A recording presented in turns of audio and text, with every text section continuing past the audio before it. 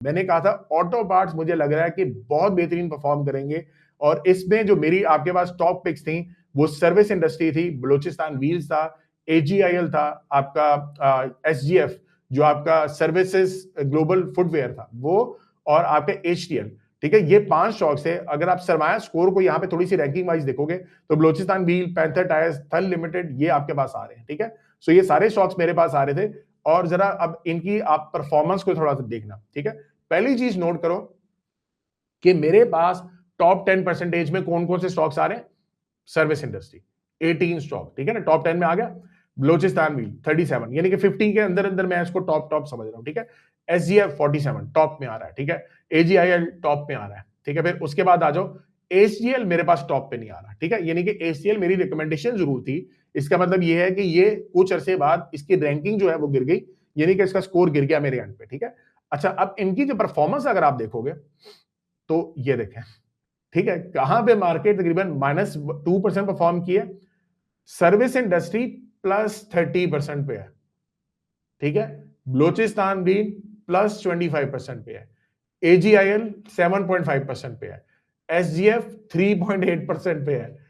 आप देख रहे हो, रैंकिंग को मैं अपने एंड पे यूज किया। ठीक है, और उसकी बेस के ऊपर आप मार्केट को बीट कर रहे हो।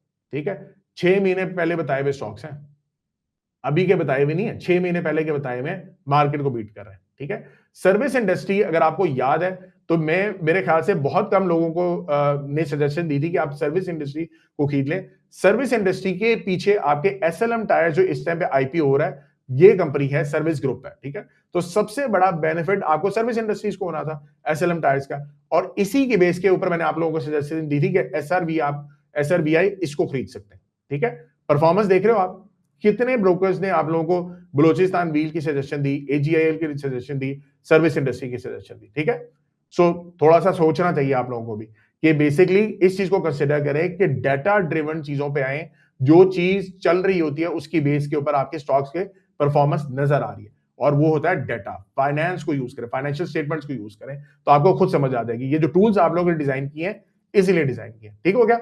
अच्छा, अब यहीं पे मैंने HCL का भी दिखाया आपको। देखो HCL क्या कर रहा है, अंडर परफॉर्म कर रहा है। क्यों? क्योंकि मेरा सरमाया स्कोर गिर गया। ठीक है ना, वहां पे एग्रेसिव रैंकिंग गिरी, तो यहां से आप एग्जिट कर सकते हो, उससे आप निकल सकते हो। वो एक स्टॉक जो है नहीं परफॉर्म करा, बाकी सारे आपके परफॉर्म करें। ठीक है, कितनी मजेदार चीज है।